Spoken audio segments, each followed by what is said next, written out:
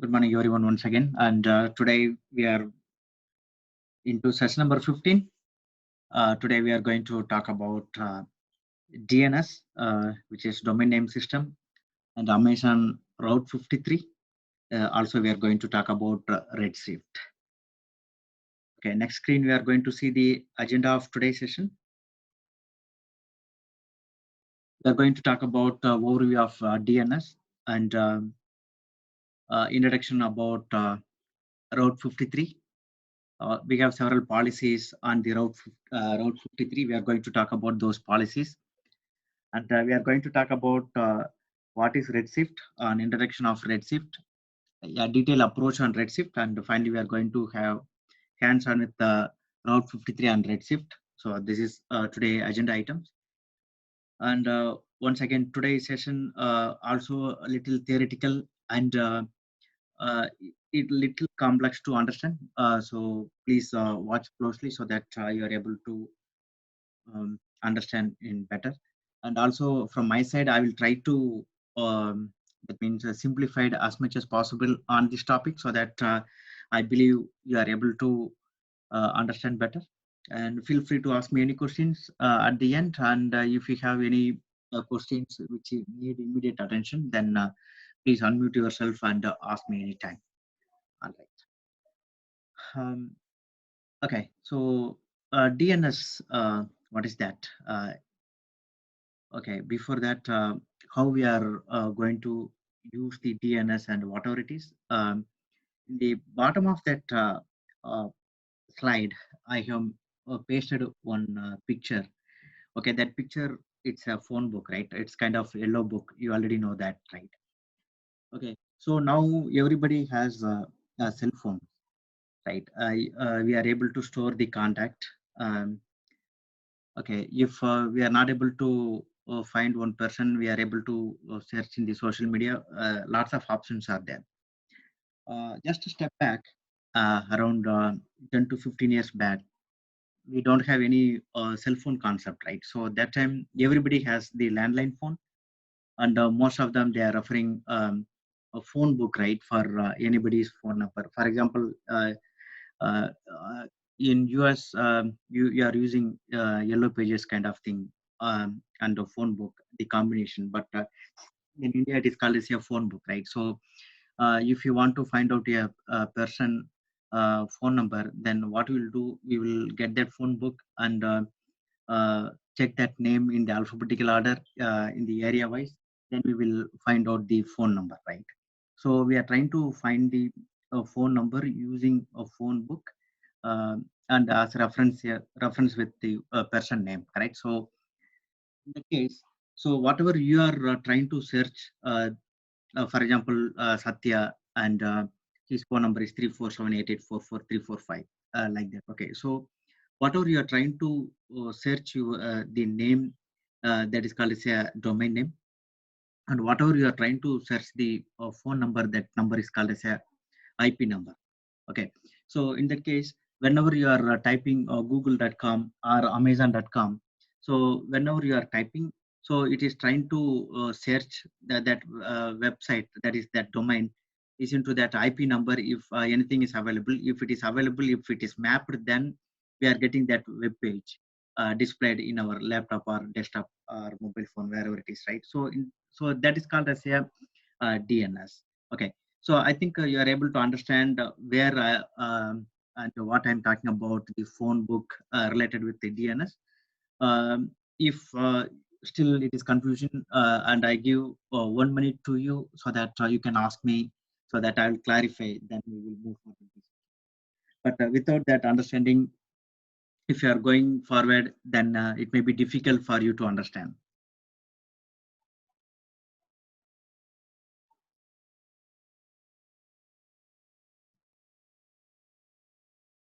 Okay, it seems no questions. Okay, so DNS, when we are talking about DNS, it's a globally distributed service that is the foundational, the way people use the internet, right? So um, I would say in the summary I have mentioned, if you have used the internet, you have used DNS means. So if you are in a IT or non-IT doesn't matter, but we always use our phones or laptop or desktop to search something, right? So in that case, if you are typing even google.com, it means you are using a DNS. Okay, so the DNS uses a hierarchical name structure and different levels in the hierarchy, and all are separated with a dot. Okay, for example, www dot. So that means the hierarchy will start over there. And in this example, I have given www.amazon.com and aws.amazon.com. In both these examples, .com is the top level domain. Okay, so extremely at the end, .com is the top level domain. There are two types of domain. One is the top level domain, and another one is the second level domain.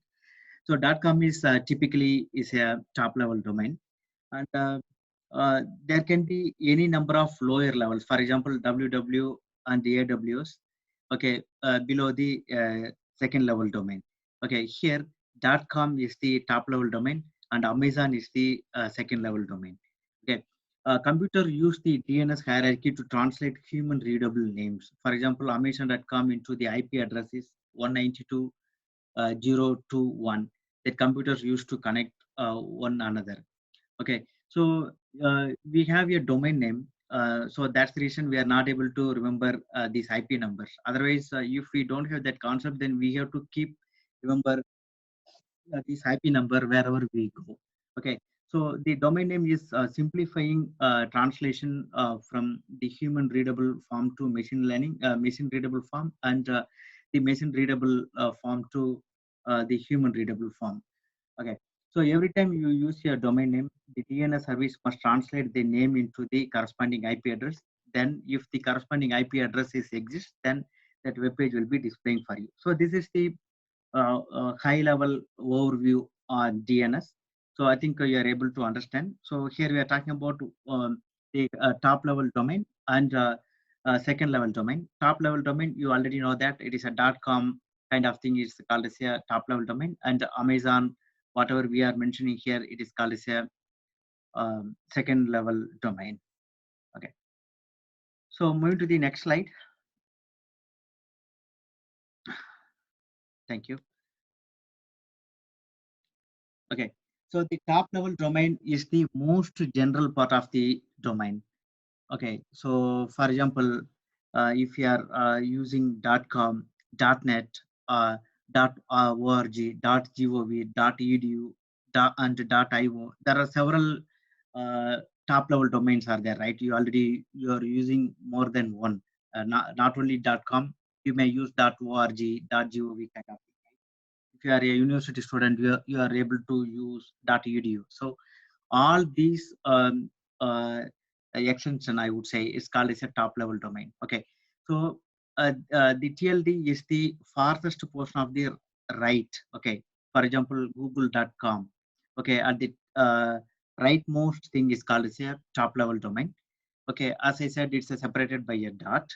Okay, the top level domain are the top of the hierarchy in terms of domain names. Okay, first, whenever you are searching any website, for example, www.amazon.com. Okay, first it will search that top level domain only, then second level domain. Okay, so that is the very top hierarchy of the domain name, and certain parties are given management control over TLD, top level domain, by the Internet Corporation for assigned names and numbers. That is the corporation is there. That corporation only assigning all these things, and they are under them they have domain register. So if you are that means registering a new .com or your website or your company website or your personal website, whatever it is, so you have to go to the domain register where it's run by ICANN. That ICANN terms the Internet Corporation of Assigned Names and Numbers, and the domain register will see the duplication. If that duplication is there, then they will ask you to provide another domain name. If duplicate is not there, then they will accept your domain name. Okay. So these domains are registered with the Network Information Center, a service of uh, this one Internet Corporation of for assigned names and numbers, which enforces the uniqueness of domain names across the internet. Okay, each domain names becomes registered in a central database. Okay, so known as the Whois database. Okay, so what does that mean? It is a global, first of all. So whenever you are searching, whenever you are registering any website, it will check in the global database. The database is Whois. Okay, if it is not there, then you are able to register, or you have to give alternative name as I suggested. Okay, uh, this is about top level domain. Hope you are able to understand here. Okay, and moving forward, domain name. Domain name is the human friendly name that we are used to associate with the internet resource. For example, Amazon.com is a domain name. Okay, so we are not using IP address, or we need not remember the IP address. So that, for example, whenever you want to go to Amazon.com, you need not type 100.12.0.13 kind of thing, because we are able to remember one or two IP number. But if you are using so many websites, and it's very hard to understand the IP number, right? So for that, the domain name is useful for um, us to remind, and it's a human friendly. I think you are able to understand now what is the domain name. And the URL awsamazon.com is associated with the servers owned by the AWS, that you already know that. DNS allows users to reach the AWS servers when they type aws.amazon.com into their browsers. Okay, and when we are talking about the domain name, we have to talk about the IP address also. So IP address is a network addressable location. Each IP address must be unique within its network. For public website, the network is the entire internet, right? So there are two types of IP address. You already know that one is the private and another one is the public. So if it is a public, then it is a this network is for the entire internet, but private is little different. um, Only the authorized parties can access that IP number and their domain. IP version 4, we briefly talk about on last week when we talk about the VPC. Okay, so what is that IP4 means? It is a version 4. Okay, this is the most common form of address. Okay, it's a consist of 4 set of numbers, as I mentioned here. For example, 111, 222, 111 dot 222. Okay, this could have a valid IP4 address. Okay, and each one separated by a dot, so that you are able to understand and uh, classify each and every number on this IP4. Okay, so now what is the problem means? Yeah, there are certain limitation using IP4, because uh, so many companies are starting their website, and even some corporations have more than a website. So in that case, um, we are almost going out of IP4 numbers. Okay, so in that case, we are going to introduce, or they already introduced IP version 6. And before going to that, with the DNS, we map a name to that address, so that if you do not have to remember a complicated set of numbers for each place you want to visit on a network, so which already I told you. Now I come back to the IP version 6. Okay, so it's a hexadecimal notation. Okay, for example, IP version 4 has the numerical digits, but IP, that means version 6 has the hexadecimal, and it has 128 bytes. Uh, Regular IP version 4 doesn't have that 128 bytes. Okay, that means which allows for uh, this. I can't pronounce this number. Uh, or I can simply pronounce as 340 underscillion unique addresses. You can have it. That means the IP version 6 will never end.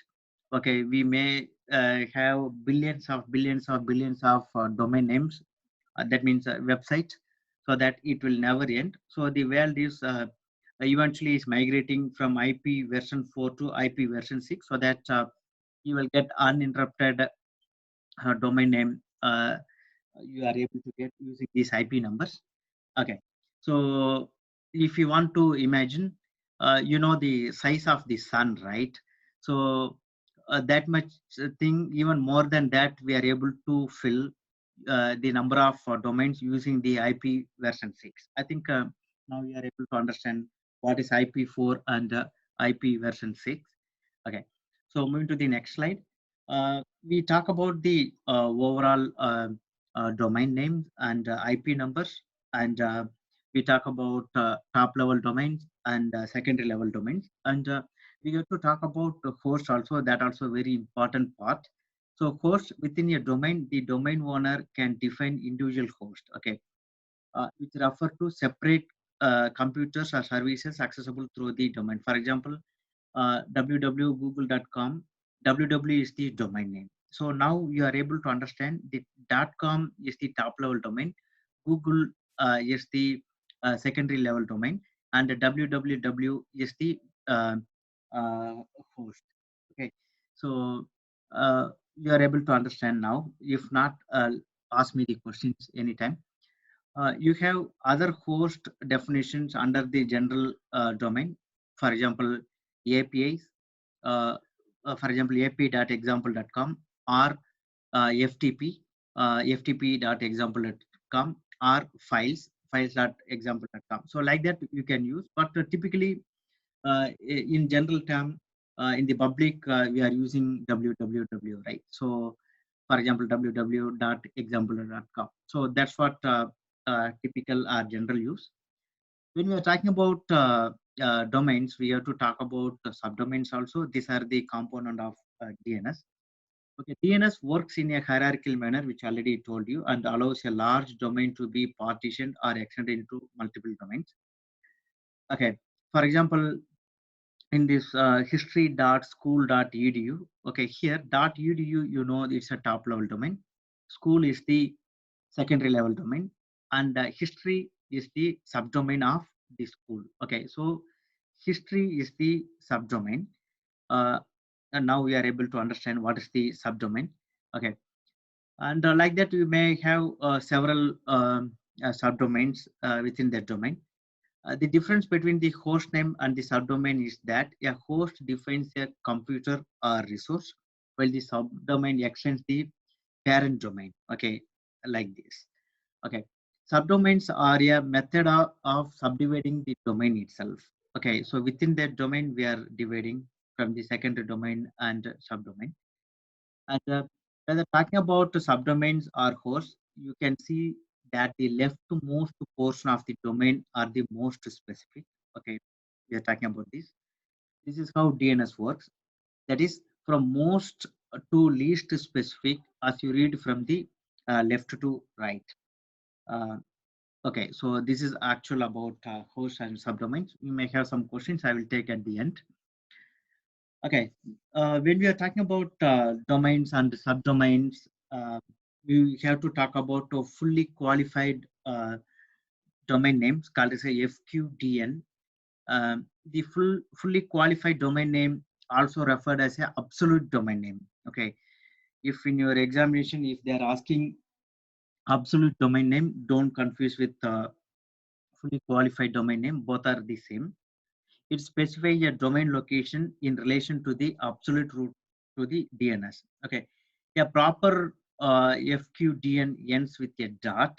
Okay, like this, indicating the root of the DNS hierarchy. For example, mail.amazon.com is a FQDN. Okay, but for your example, for your reference, I have used the different sample over here. So here this is actually a fully qualified domain name starting from here to here, that is total. Okay, and from here this API, okay, instead of www, instead of file, okay, so instead of FTP we are using here API. So this is API is the host. If it is confusing, you can use www. Okay, so here is the host, www is the host, and uh, amazon.com here. The .com is the TLD, that is top level domain, and the Amazon is the secondary level domain, and here dot is the root. Okay, so we can add more slash. You can use any branches over there. Okay, so for that you can use this as a root. Okay, next. So if you are seeing here, starting from here till here, typically will call as a subdomain. Okay, and overall from here to before this dot is called as a domain name. So when we are talking about www.aws.amazon.com, it is called as a domain name. Okay, when we are talking about aws.amazon.com, it's called as a subdomain, and only Amazon is called as a secondary level domain. Only .com is a top level domain, and with dot it is called as a root, and API slash or FTP slash www all are called as a host, and altogether it is called as a fully qualified domain name. So hopefully you are able to understand this example. If you have any questions, we'll talk about that later. Okay, moving to the next slide. The name servers. The name server is a computer designated to translate domain names into IP address. These servers do most of the work in the DNS. Okay, so this is the important concept, but no need to stress out yourself. It is as simple. Okay, it is translate the domain names into IP address. That's all. Okay, um, that is a human readable form to machine readable form. You consider like that. That's simple. Okay, name servers can be authoritative, meaning that they give answers to queries about domain name under their control. Otherwise, they may point to other servers or server cached copies to other name servers data. Okay, so whenever you are entering your website, it's queries about the domain name, whatever it is there. Okay, if it is there, it will be redirect to your browser. If not, if it is already there and you already visited once, and it's try to provide from the cached copies, or if it is not there, you will get the 404 error.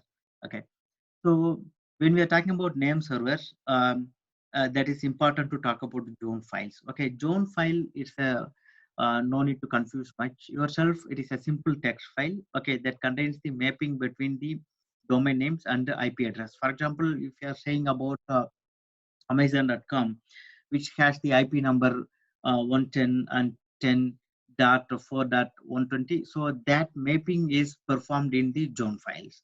Okay. So somewhere we have to mention what website is related to that, what IP number, where is the mapping. So that mapping we are performing in the zone file. This is how your DNS server finally identify which IP address should be connected when your user requests a certain domain name.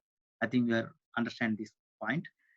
And typically zone file reside in the name servers, okay, where we talk about here, and generally define the resource available under a specific domain or the place where one can go get that information.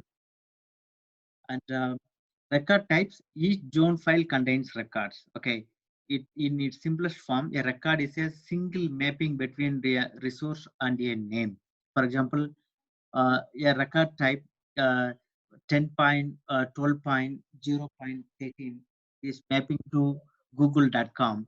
So that is actually one record. Like that, you may have many, it depends on the scenario. And this can map your domain name to an IP address or different resource for the domain, such as the name servers or mail servers. Okay, what is the mail servers that we are going to talk about, but you already know what is the name server. So hope you are able to understand what is the name server, zone files, and record type. Okay, we'll move to the next slide. When we are talking about the record type, we have several type of records. Okay, one is the state of authority record. Simply, we are calling as a SOA record. The the start of authority SOA record is mandatory in all zone files, and it defines the base DNS information about the domain. So wherever we are using the zone file, okay, this start of authority is giving the base information of the DNS, okay, and about the domain. and each domain contains a single SOA record. Okay, that you have to just understand. The SOA record stores information about the following. Okay, the name of the DNS server in that zone, and the administrator of the zone, and the current version of the data file. That is very important because sometimes there's some zone file may be the outdated file. When it will search, then it will give old website details than the current one. So, but these two informations you need not worry much. It's already there in that zone file. Uh, this is some important thing. A and AAA. That means both type address record map to a host IP address.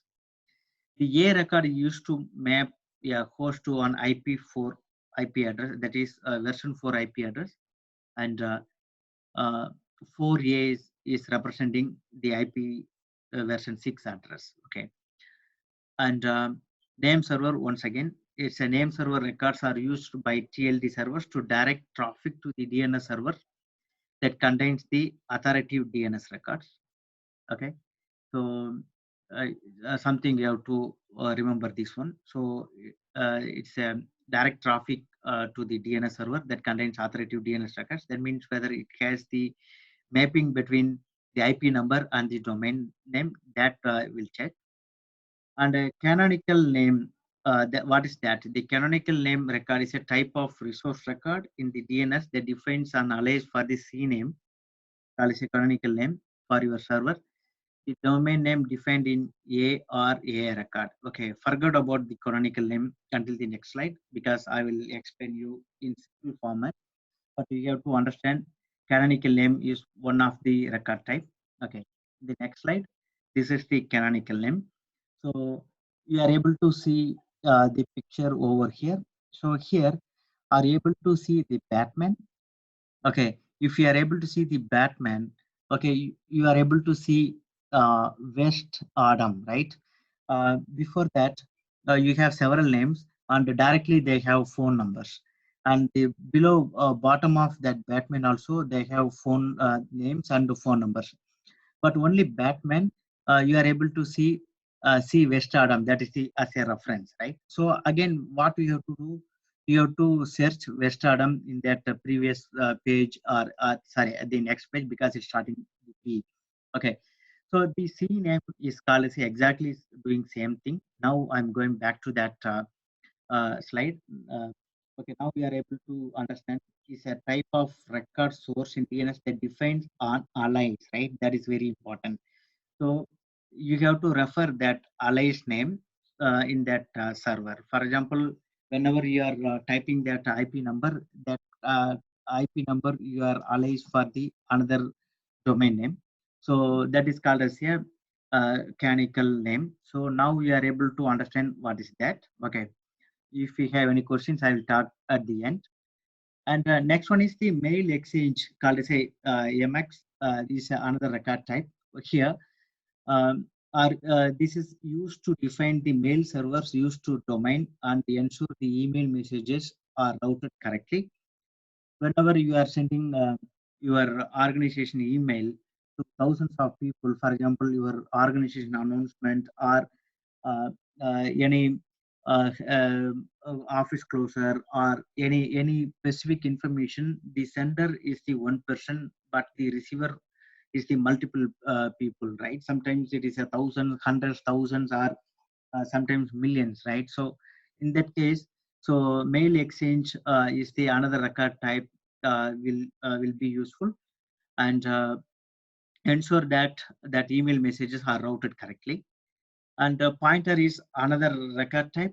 This is the essentially the reverse of an record. Okay, so pointer records map on IP address to the DNS name, but the record is typically mapping DNS name to IP address. That is the difference between these two things. Why means as soon as the domain name searching using IP number in the backend, and as soon as it will be retrieved, then again it will be converted or display instead of IP number to the domain, right? So for that, this reverse is record. That's why we are using the pointer. it is notation as PTR. And another one is called as a text. Okay, simplest form is TXT. Okay, that records are used to hold text information. Okay, this record provides the ability to associate some arbitrary and unformatted text with a host or other name, such as a human readable information about the server, network, data center, and other accounting information. All the information is human readable form placed in that TXT, that is the text record type. And one more type is called as a service. The notation is SRV. The SRV record is a specification of data in the GNS defining the location, that is the host name and the port number of the server for the specified service. Okay. Um, so these are the record types. I think you are able to understand. Okay.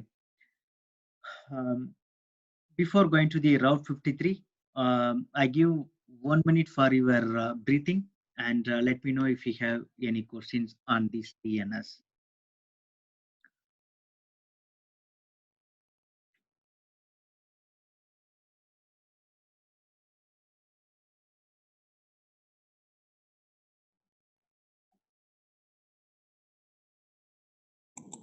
Yeah, Satya, so how many questions we can expect from this chapter? Any idea? 7 to 9 questions. Oh, okay. Actually, next I thought of tell you, but thanks for question. Okay, thanks. Yeah. Yeah, actually, overall, not only the DNS, overall topic what we are covering, the DNS as well as Route 53, the combination of 7 to 9 questions we will get. Not only in the DNS, not only in the Route 53, it's a combination. Okay. But Redshift, whatever we are going to cover next, that is totally different. Okay. So the Redshift and the DynamoDB RDS, it's a separate section, but I had some time, so I thought we can cover Redshift also today. That's why I have included on this presentation today. Okay. All right. So no questions from anyone. So I understand everybody understand these things. So we'll move to the next one.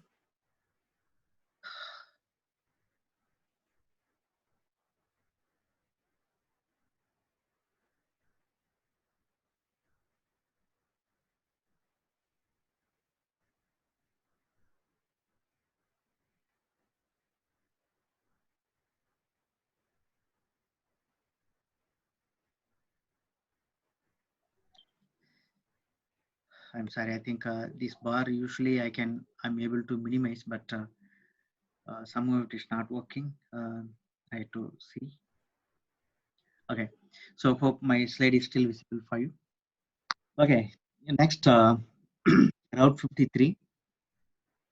Now you have some idea about DNS, right? So that similar kind of functionalities, whatever we talk about just now, it is offered by Amazon.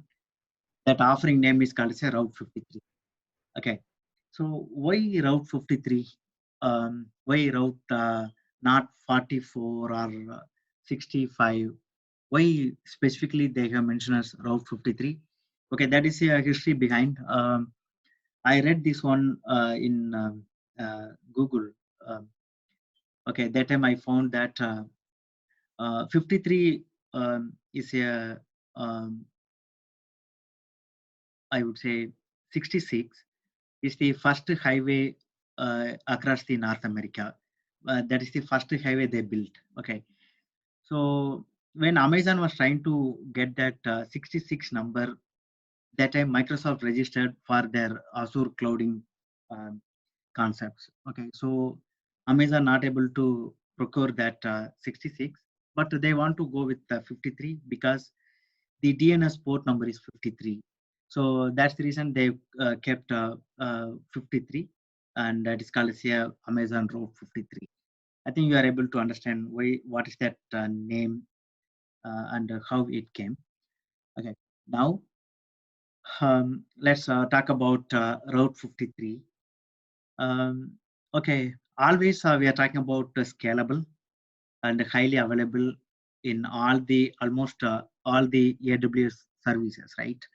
So typically the Route 53 also similar thing. It is a highly available and scalable cloud DNS web service that is designed to give business an extremely reliable, cost-effective way to route end users to internet applications.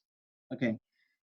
Uh, Before AWS or even now also after AWS also, if you want to develop a website, okay, before that you have to buy a domain, right? So how you will buy a domain? For example, if you want to buy a domain, www.yourname.com. Okay, so how you will buy? You have you have very least options, right? So you have to register with the GoDaddy.com. It's a famous domain service provider, right? So you have to go to the GoDaddy.com and you have to pay them and you have to buy the domain. If it is not already there, and they will register whatever the requested domain name, and you start build your web application and you are hosting that web application. So that's what the typical scenarios, right? You have to use the domain. Okay. Now AWS is simplified that one because it is a very cost effective. For example, $12 per month is sufficient to register our domain and keep up running. So it's not the uh, tedious process to create your domain or register your domain. We can simply give all our information and start using the domain right away. Right away means it is sometimes it will take 5 to 10 minutes. Depends on the region where you are located. Okay.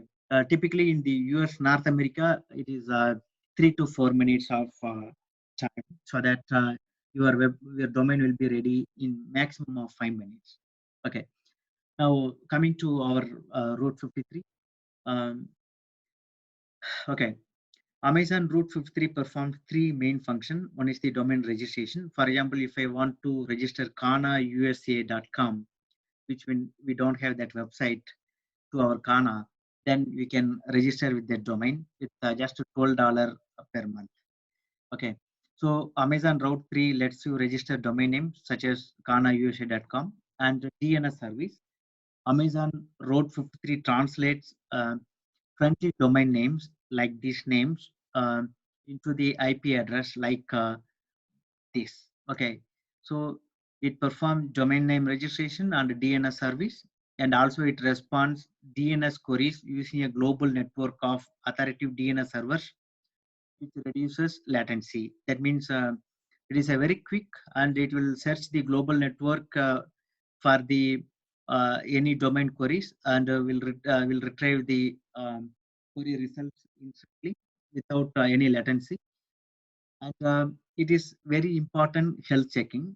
So if you are registered the domain health will be checked whether it is up and running or any issues on that domain, everything. So if it is any failover, if we have any backup plan, then the backup will start work on upon the health checking. But how it is going to work, that we are going to see the upcoming slides. So at this moment you have to remember it is three main functions performed by Route 53. One is the domain registration and the DNS service and health checking. So these are the very important. So health checking perspective, to verify it is reachable, first of all the domain name. If it is reachable and available and it is functioning correctly, so all those three things checked by health checking. Okay. Next, talking about hosted zone, that is very important. The hosted zone is a collection of resource record set hosted by the Amazon Route 53. Earlier we talked about the host, right? So similar thing. There are two types of hosted zones. One is the private and another one is the public. A private hosted zone is a container that holds information about how you want to route the traffic for your domain and its subdomain with the one or Amazon VPCs, that is virtual private cloud.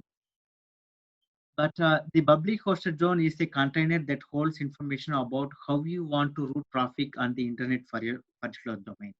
It's a straightforward public, but a private, it's based on that information that how and who has to view this information, and based on that, it will be routed to the respective domain.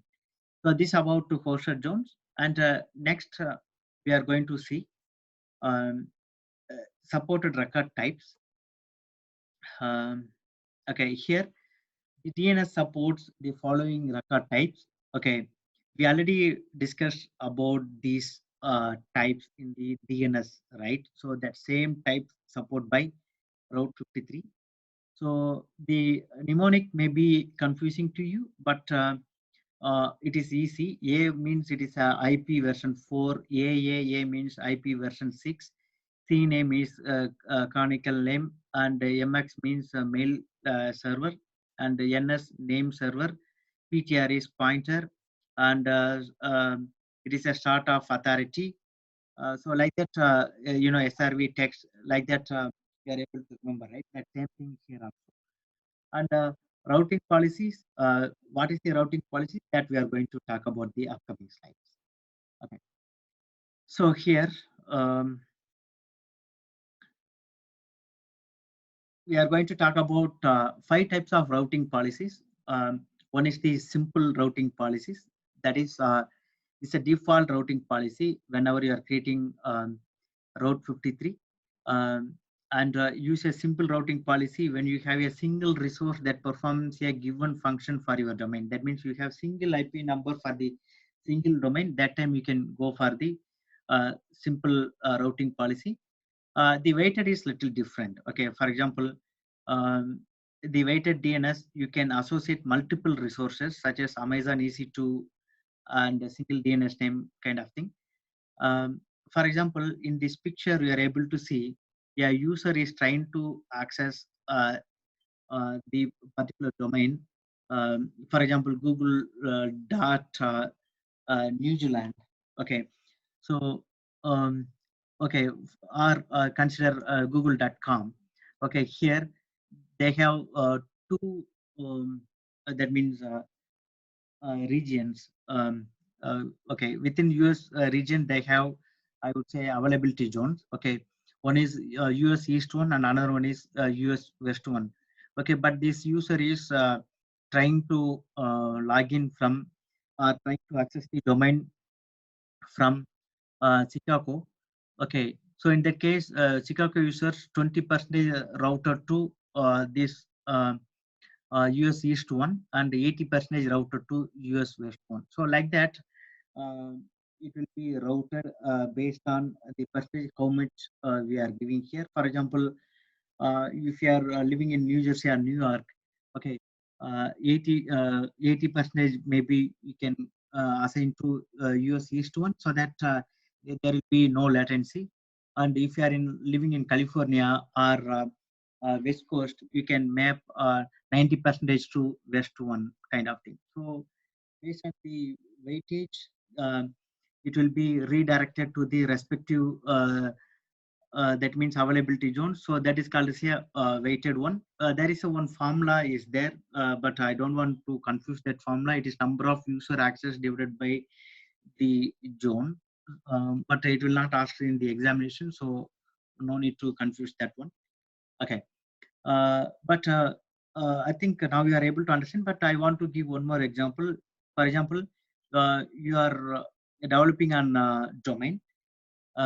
You are balancing uh, okay, the new test version to your website, that is 10% to the traffic to the test environment, and 90% traffic to the older version of your website. Okay, the 10% called as a testers, and 90% is the actual users. You are trying to map that one so that tester are able to access that domain and validate everything is working fine.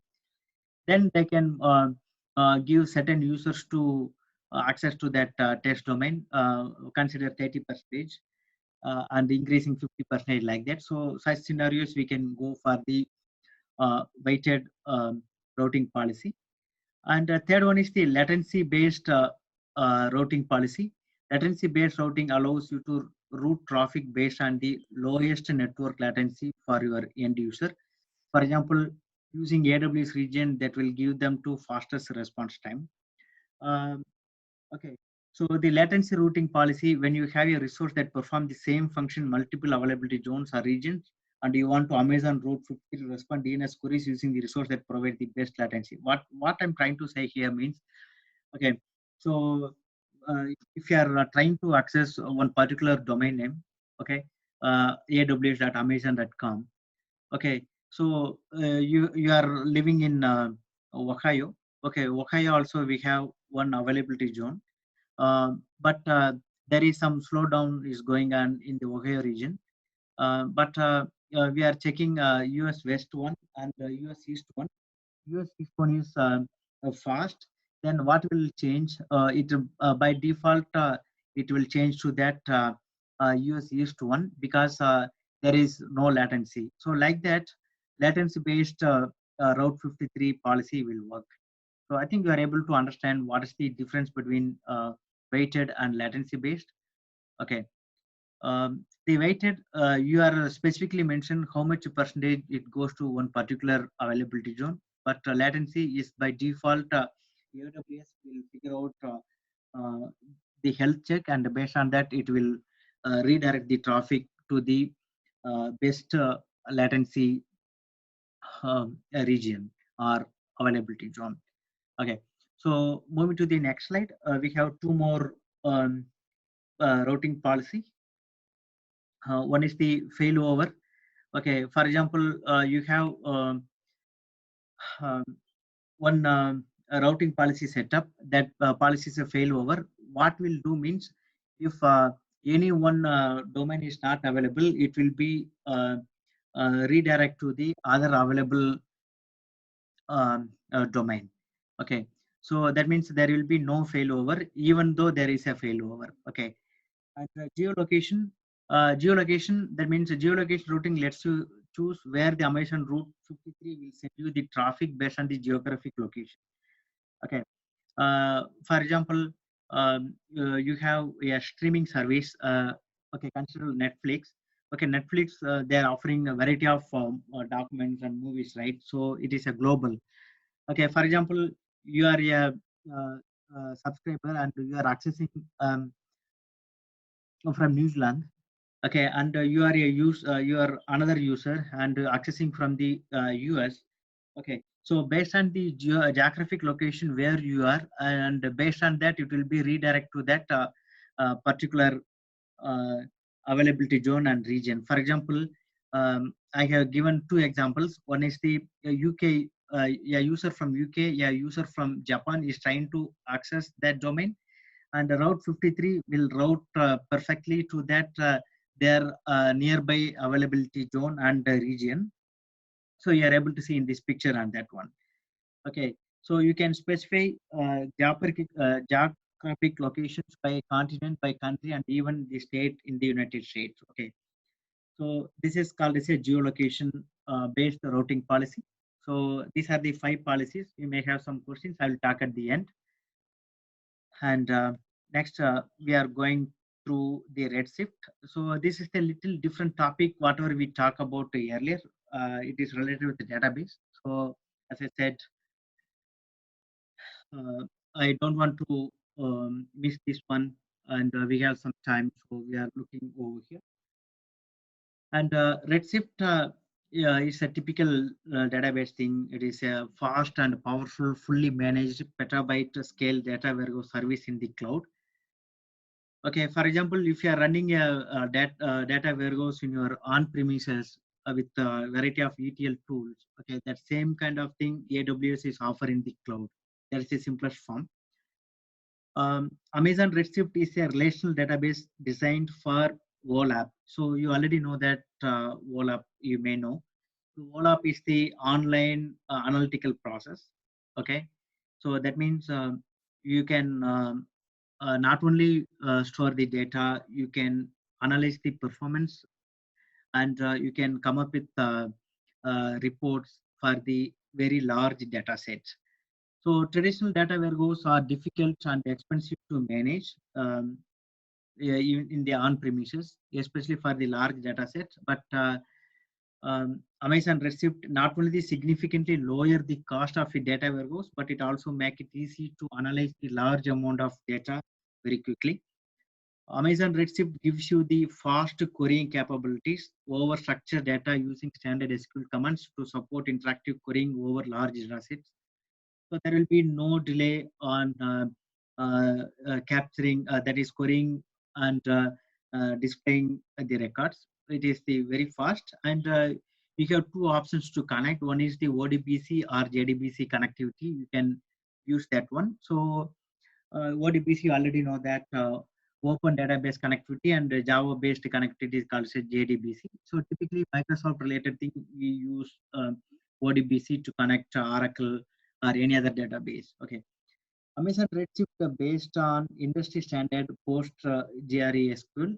So most existing SQL client application work with minimal changes. So you need not to spend much time for that changes. Okay. And Amazon Redshift manages the work needed to set up, operate, and scale a data warehouse, from provisioning the infrastructure capacity to automating ongoing administrative tasks. It is very easy. And it is automatically monitor your nodes and drives to help you recover from any failures. The upcoming slide, you are going to see in detail about this. But at this point, you know what is the Redshift. That's what I wanted. And next slide, we are talking about the clusters and nodes. Okay, so here the key component of Amazon Redshift data warehouse is a cluster. So the next slide, we are going to see a picture. So there you are able to understand what is the cluster. A cluster is a composed of a leader node and one or more compute nodes. Okay. Um, I will go to the next slide and we'll come back. So this is actual Redshift structure. Okay, so here a typical data warehouse cluster. So we have several nodes. Okay, each node has node slices. Okay, each node slices had different variety of storage. Okay, and here is the leader node.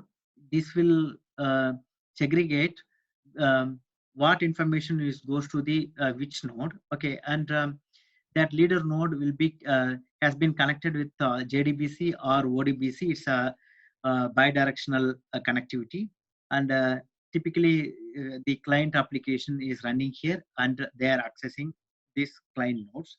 Okay, so now reverse engineering. So client, whenever you are querying some results, okay, so it is related with the JDBC. It will connect with here with the leader node, or if it is Microsoft related, it is go with the ODBC. And here this leader node will search that query in the available nodes, and the nodes has multiple slices in the where that data has persisted. So that will goes and query those information and come back with to the leader node. The leader node will be validate the information and pass to this query information to the client application. So this is actual straightforward, but it is a complex process over here. But you need not worry about that because you are not going to work on that one. But understand how large the data set. It doesn't matter. Still, we are able to querying and getting the information back. So this is actual about Redshift architecture. So you are able to understand. If not, I will talk about. I'll take your question at the end. And going back to the slide, and now we are able to understand what is the cluster, right? So, and now we are able to understand what is the leader node, everything. Okay, a cluster is a compost of a leader node and one or more compute nodes. We saw that picture. The client application interacts directly only with the leader node. Okay, and the compute nodes are transparent to external application. And Redshift currently has supported 6 different node types, and each has a different mix of CPU, memory, and storage. It depends on your needs. But basically, it's a 6 node type grouped into 2 categories. One is the dense computing and the dense storage. So the dense compute node type support clusters up to 326 TB using fast SSDs. That is that much of storage. Okay, typically we are using 512 GB SSD only, but in our laptops are maximum 1 TB in the latest MacBook Pro. But this one is 326 GB you can use, and the dense storage node support cluster up to 2 petabyte using large magnetic disk. So that much of capacity we are able to use. That is called as a dense compute. But um, uh, okay, 326 TB, that is a dense compute, and the dense storage is up to 2 petabyte. Each cluster consists of one leader node and one or more compute nodes that we talk about already here. So only one leader node. Okay. So moving to the next slide. Here we have to talk about some components of the Redshift. One is the table design. The table design means it's a typical how we are using the SQL commands like a create table kind of thing. So the same thing we are able to use in Redshift also. Okay, and you can create a table, and you can use these kind of data types like integer, decimal, double character is a typical SQL type. Data type is acceptable in the Redshift, and the main concept is the compression encoding. So one way of key performance optimization used by Amazon Redshift is a data compression. That is very important concept. You may get 3 to 4 questions related to the Redshift. It depends. Sometimes you may get only 3 questions. It depends absolutely. And when loading data to the first time into an empty table, Amazon Redshift will automatically sample your data and select the best compression scheme for each column. Okay, it is based on the columns, not based on the rows. Okay, so alternatively, you can specify the compression encoding on per column basis as part of the create table command, so that it will be optimized well, and it will be uh, very fast when you are retrieving the records. Okay, that is the main difference between the typical SQL and the Redshift. Okay, so moving to the next slide, we have some distribution strategy. There are 3 types of distribution strategy, but before talking about what are the distribution strategy, we will talk about what is that. Okay, so one of the primary decision when creating a table in Amazon Redshift is how to distribute the records across the nodes and the slices in a cluster. Okay, so in the previous slide, we saw that, right? So how it is going to distribute these nodes and the node slice. So that is the very important. So there are 3 types we can distribute like this. The data distribution style we have select for your database have a big impact on query performance, storage requirements, data loading, and maintenance. Okay, if any improper data distribution you have choose for your business, it will impact the query performance. So you have to watch carefully, and you have to understand all these 3 distribution strategy, and you have to apply accordingly. So even key and all, there are the 3 types of distribution styles we have. Even distribution is the default option, and the result in the data being distributed across the slices in the uniform fashion regardless of the data. Okay, whenever you are passing, it will be moved to the across all the slices by default. Okay, and key distribution means the rows are distributed according to the values in a one column. The leader node will store matching values close together and increase query performance for joins. Okay, so that is the key distribution. And all distribution is the combination with the all full copy of the entire table is distributed to every node.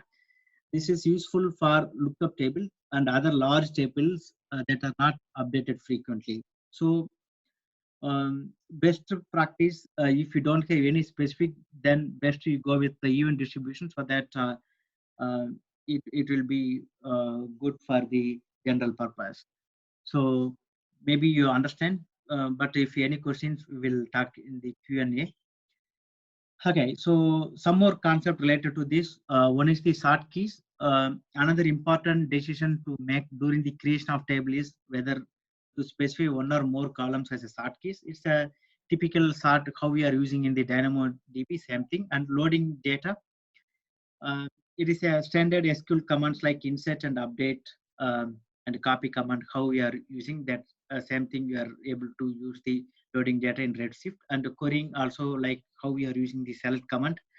And it's a typical one table or join table, anything you can use the querying data. The snapshot is a little different than this, because snapshot is the kind of a point in time snapshot of your Amazon Redshift cluster. That means a snapshot can then use to restore a copy or create a clone of your original Amazon Redshift cluster. So you can set two types of snapshot. One is the manual, the particular period, not only particular period, anytime you can use the manual snapshot. Okay, but it will not delete until you are going to delete. It's not automatic delete, but automatic, you have to set up a certain time so that the snapshot will take that particular time. Hope you are able to understand this slide.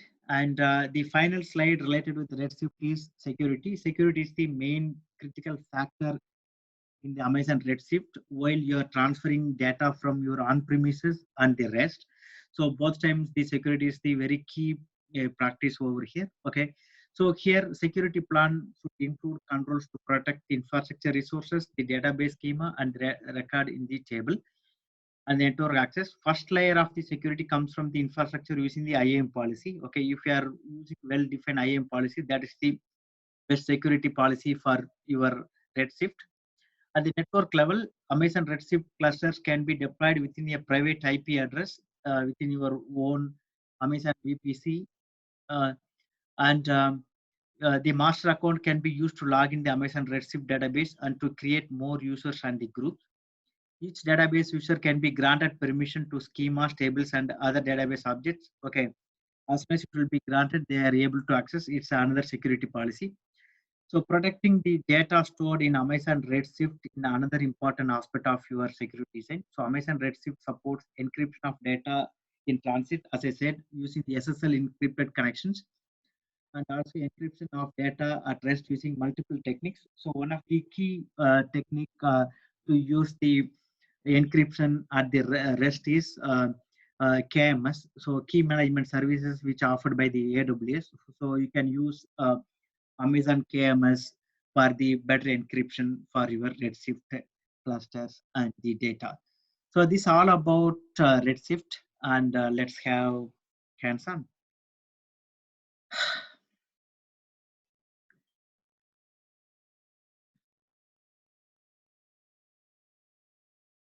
Okay.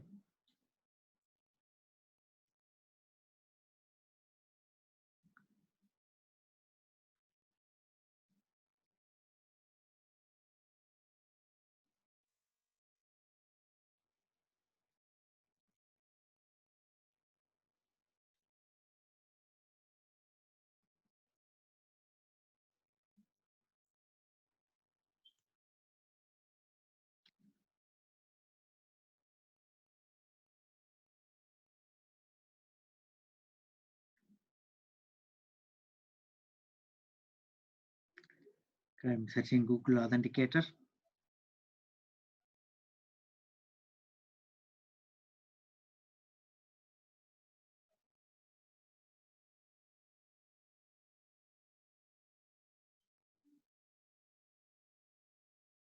I'm not able to find Google Authenticator. Okay, now I have this 471. Sorry, it's now 284 and 479.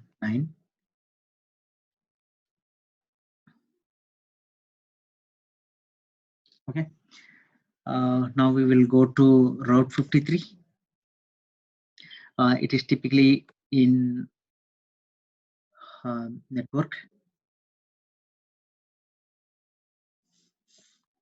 and content delivery.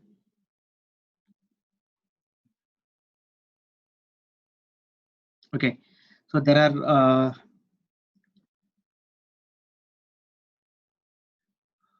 4 types of Route 53 options. One is domain registration and availability monitoring. That is and traffic management, DNS management. So availability monitoring is a health check. Domain registration, you are registering the new domain, and traffic management, how the traffic is, and how you can routing accordingly. And DNS management, it's a typical management. Okay, always we can register our domain over here, or if we have already domain with the godaddy.com or somewhere, you can transfer that domain here also to AWS. Okay, now a domain name registration gets starting now. Okay, I'm going to register a domain. If already I have a domain, I can transfer here. And if we have any billings thing, you are able to see here. At this moment, I don't have any, and I don't have any domain to transfer. Okay, if I have, I can type that domain, and I can check that domain. Okay, consider google.com. Okay, I check,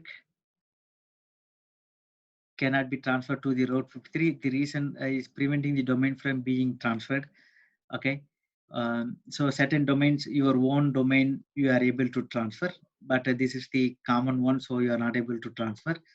And I'm going to register a new domain, and here what type of top level domain name you want. Okay, for example, .com or .net, .org, .com Australia or UK or IO or info or co or whatever you want, you can use that one, the available one.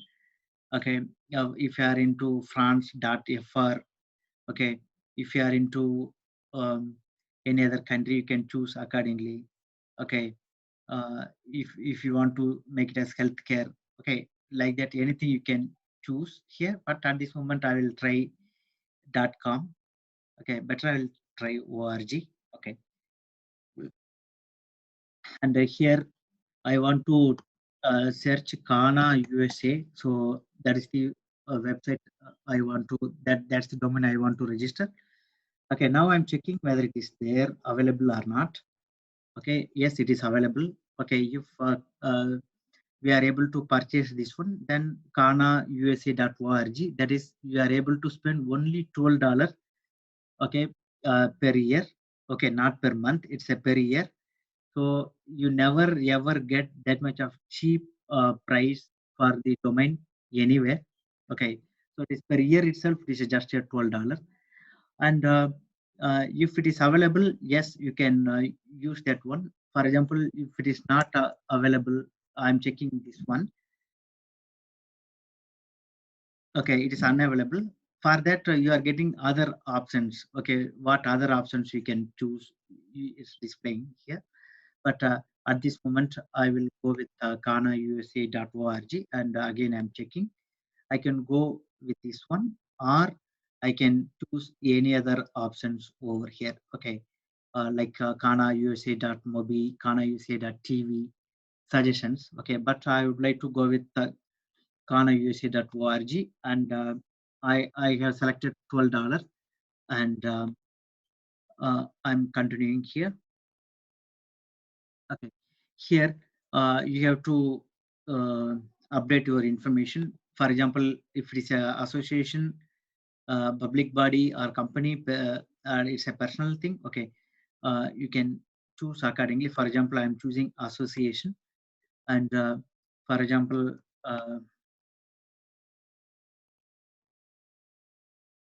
okay, for example, okay, so the organization is, for example, Kana, and the website is, sorry, for the email is Kana AWS USA at gmail.com. Okay, for example, my phone number and address, um, for example, 81 Minebrook Road,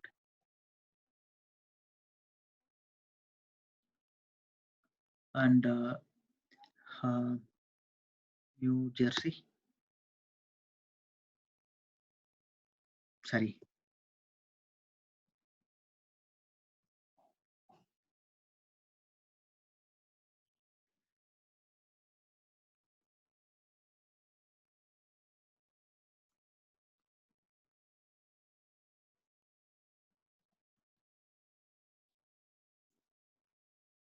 Okay, so now privacy protection inside some contact details for org domains. Okay, I have enabled that one. And next,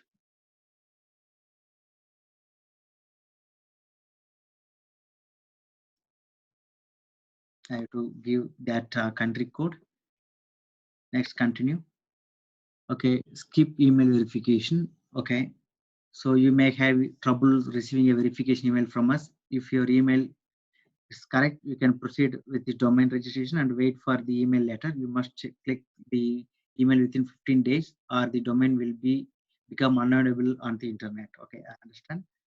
Okay, you can check that mail also if you have received. And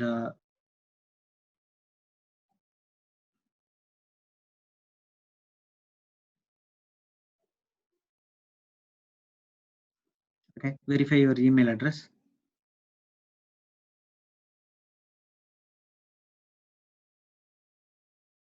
Received your request. Okay, for the confirmation email.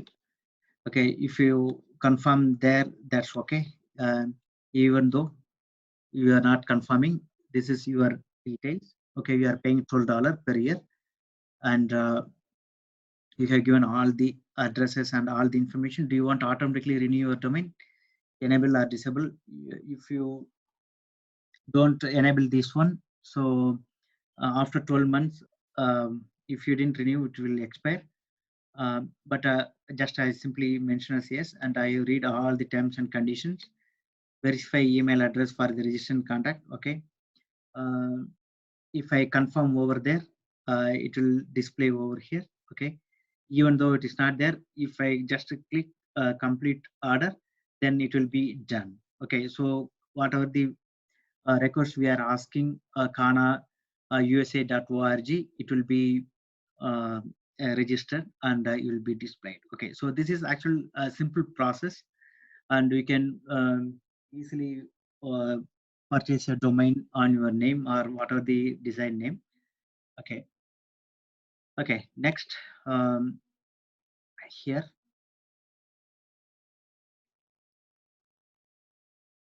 available to monitoring. So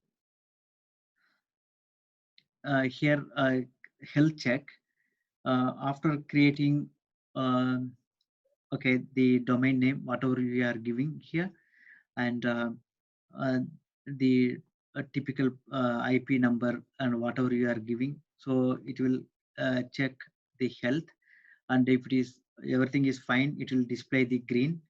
I didn't register that domain name, um, so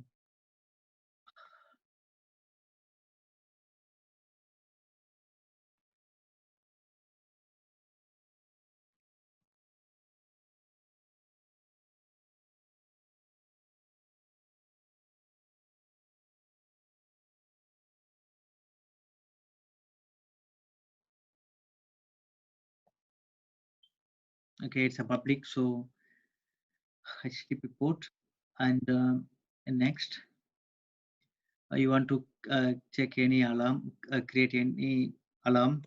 Okay. um, the IP address is a forbidden. So if you want to give any different IP number for your created website or the domain, um, that IP number will work.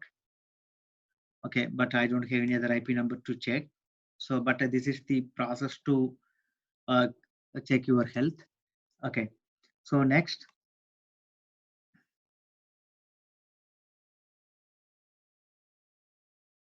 traffic management, how we want to manage the traffic. Okay, create traffic policy. For example, my policy name is test traffic, and I don't want to give any description here. My IP address is IP4 format, DNS type. Okay, if it is a failover, then I'm creating, please connect over here. Um, okay, failover rule. Um, the evaluate target health. If everything is okay, then come to here connect here. Okay, so I'm going with the latency rule, where I can check where I want to redirect. One is Ohio and another one is North Virginia. So like this, you can create traffic policy.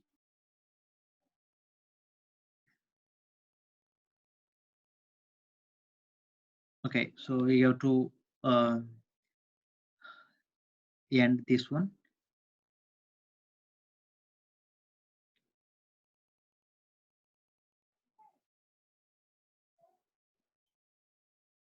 For example, 10% where you have to connect, and 90% you can connect with the other domain, like this. Okay, so if you have well defined the domain and IP number, you are able to create the traffic policy. But this is the way to create the traffic policy. Now let's come to the dashboard, and you're able to see here.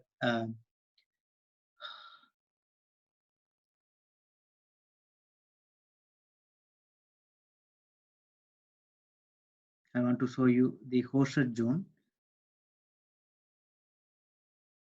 and you can create a hosted zone over here, and health check here.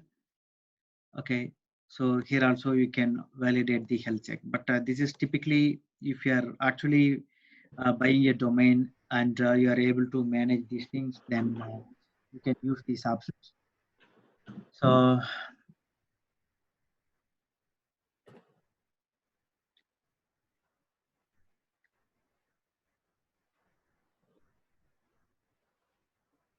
but here you can go to the record set, and where you can define your policies, or you can use the policy records. Okay, see the how the policy flow will work.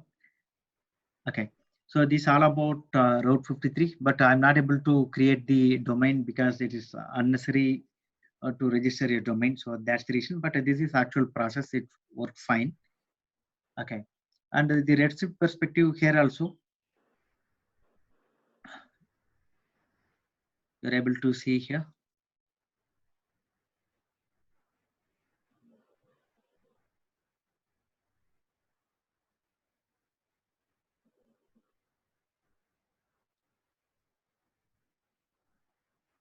So we are creating a cluster. So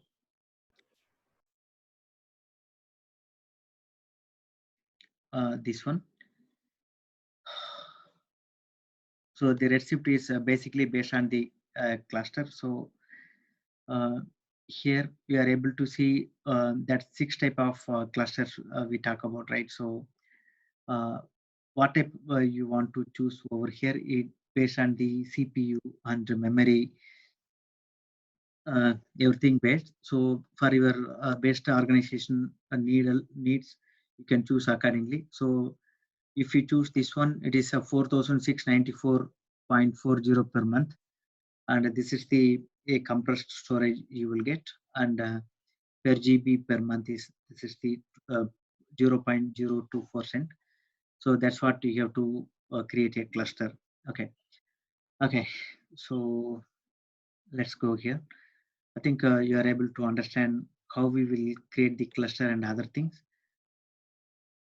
So unfortunately, I'm not able to go and create any cluster because it's associated with the cost, and it's not necessary also. So we are stopping there, and you can ask any questions if we have now.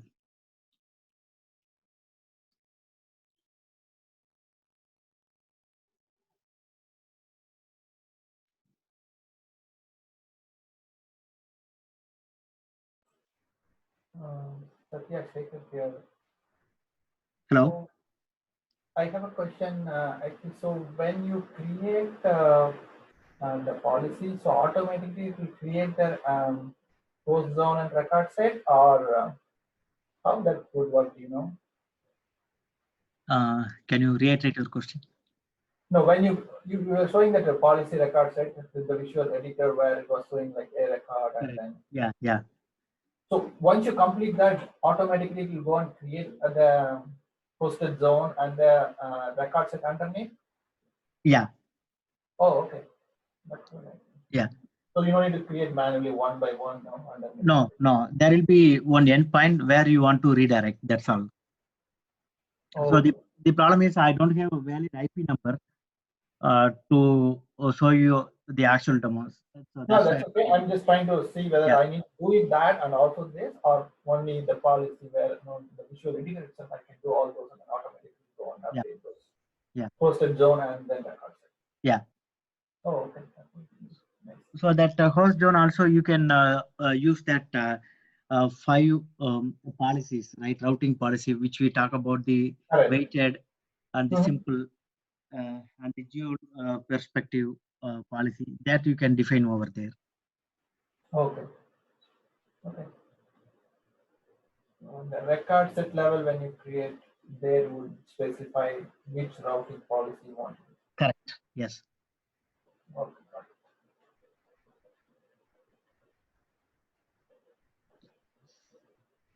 Any questions from anyone?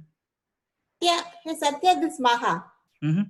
So the Route 53, you can register the domain. It's $12 per month, is it? Now per year.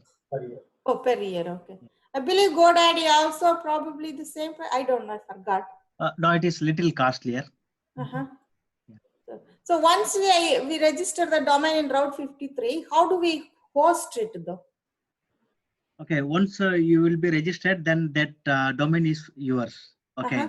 Uh-huh. So then the hosting service also the AWS will take care. Okay. So the hosting, I remember one another day, I forgot what was that. EC2. So the easiest and the,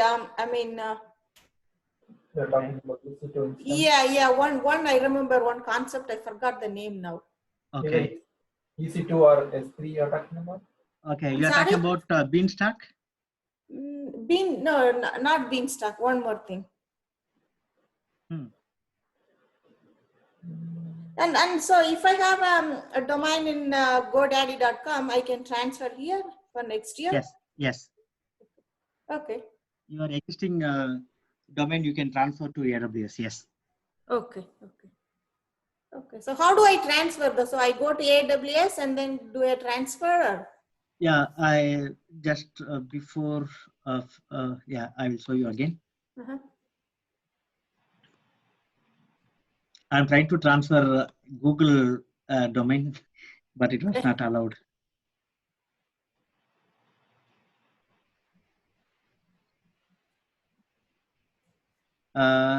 Okay, before answering to Maha, Sudha, yesterday I sent the list of remaining sessions in our AWS group. If you are able to see, that would be great, or I will resend you again. Okay, Maga, for you here, transfer domain. Okay. So here, what website do you want to transfer? Uh-huh. You have any personal website so that I can transfer to me? Oh, I forgot. Mininvite.com. What's that? Mininvite.com. But I don't want to transfer now. Just want to see. Cannot be transferred to. You have a 2i.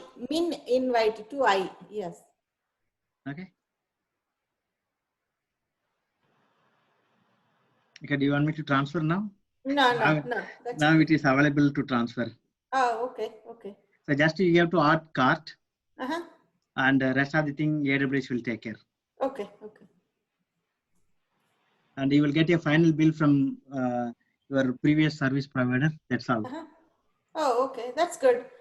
Yeah. So if I paid for 1 year and it will be prorated with the previous domain service? Yes. Okay. That's good. Okay. Yeah. Okay. Yeah, I think light sale. Yeah, I remember light sale now. Yeah, light sale. Yes, light sale. What will happen? if you want to create a, for example, WordPress, that's what I told you. Oh, WordPress. Okay, okay. Yeah, like that, you can just like that create one Lightsail domain and create a simple application. Okay. Okay, so but I will go and register the domain in Route 53, and then so Yeah, if you can host that Lightsail application too in this domain. Yes, you are correct. okay, okay. I'm still a little bit confused. I'll ask you later. No, no problem. But you can ask so that everybody listen that one. So what I wanted to do is like to start with, I want to do a simple HTML website. Mhm. So I know how to do the HTML page and the simple HTML page and all. So I don't know how to. I have a few websites registered, domain names registered also. Yeah. So But I haven't hosted anything yet. yeah, first transfer that domain to Route 53. Then whatever you have files, HTML files, right? So Yeah. you can host in that domain. That's all. It's a simplest form. Or as you said, in Lightsail, you can create one application, web application, and host it in the Route 53. Okay, I think I'm not yet to the stage of hosting web application. Probably I'll do the small HTMLs only. Sure. Yep. Okay.